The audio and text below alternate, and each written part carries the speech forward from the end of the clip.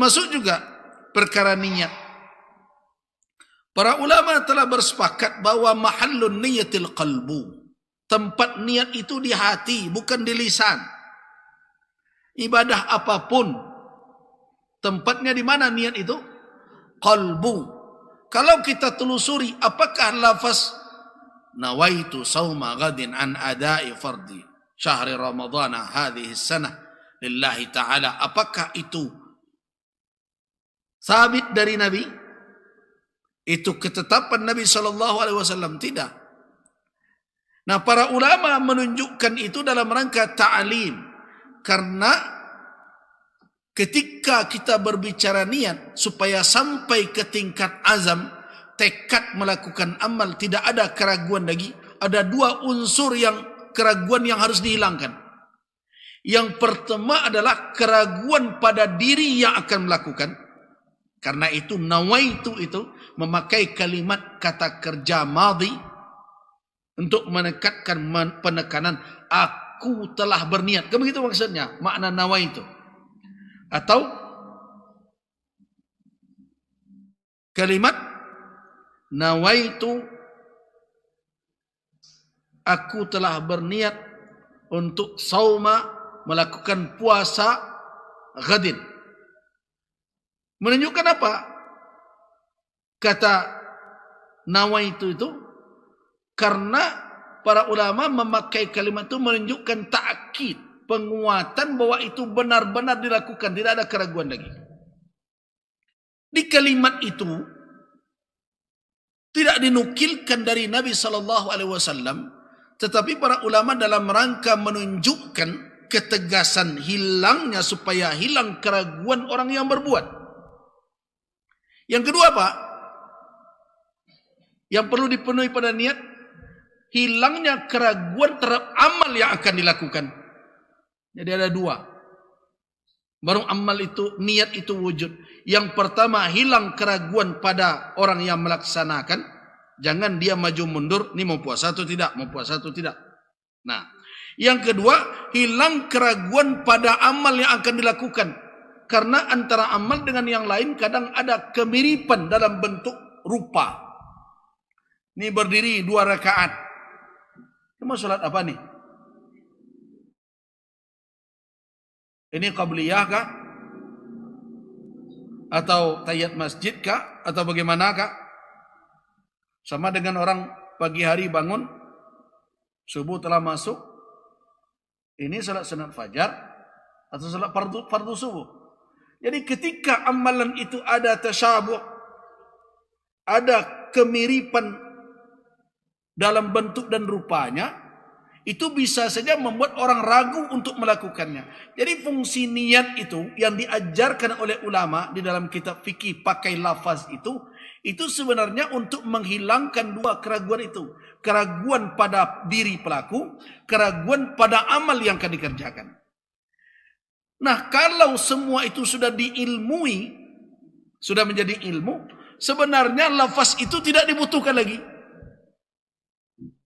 Itu makanya para ulama tidak menggantungkan niat pada lafaz. Kan tidak menggantungkan niat pada lafaz. Termasuk dalam mazhab Syafi'i. Nah, kata Al-Imam An-Nawawi, kita bisa rujuk kitab Rawdatul Talibin dan lain-lain, mahallun niyatil qalb. Tempat niat itu di kalbu manusia. Sehingga idza asabat, apabila kalbu benar, wa akhta'al lisan, tersalah lidah, sahatin niyatu, sah niatnya. Ini misal, berdiri nanti, hati salat zuhur, lidah kepleset tersebut asar, takbir dia, sah enggak niatnya?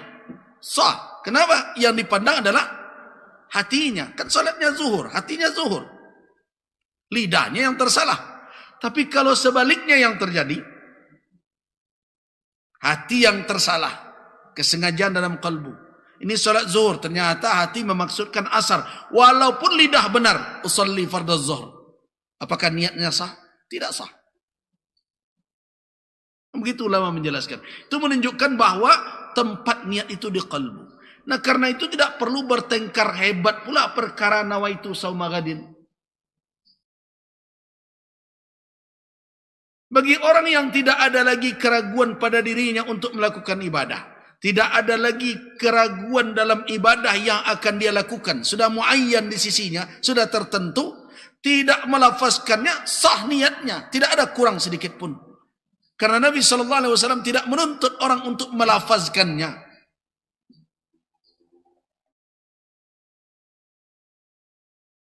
Nah, cuma kan persoalannya sekarang, perdebatan-perdebatan seperti itu dibawa dalam rangka untuk menonjolkan kelompok masing-masing.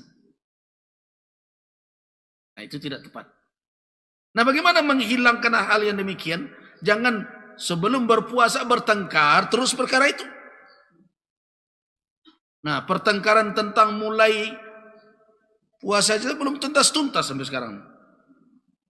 Hisab, ru'yah. Hisab tidak satu pula itu. Ada yang merujuk kepada ijtima. Ada yang memakai ukuran wujudul hilal. Ada yang memakai teori imkanur ru'yah. Ada yang memakai teori ru'yah semata. Ru'yah semata ini ada dua kategori juga itu. Ada ru'yah pakai teropong, pakai alat. Ada malah ru'yah tidak boleh pakai apa-apa selain mata. Jadi berbagai macam dalam teori itu.